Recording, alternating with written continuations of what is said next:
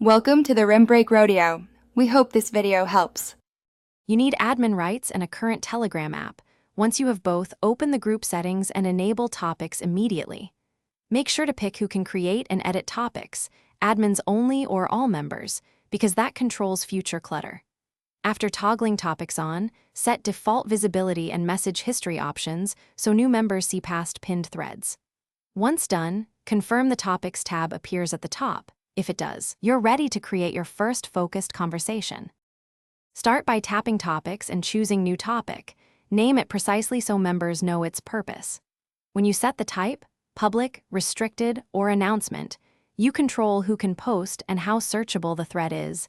Choose Restricted for curated posts.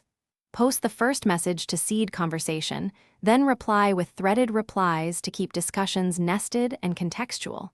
Once members use the topic, encourage use of the pin feature and hashtags inside messages to make important posts easy to find later.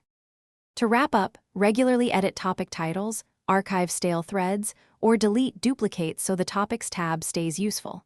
Use search and filters to jump to active discussions and pin essential messages inside the topic for quick access.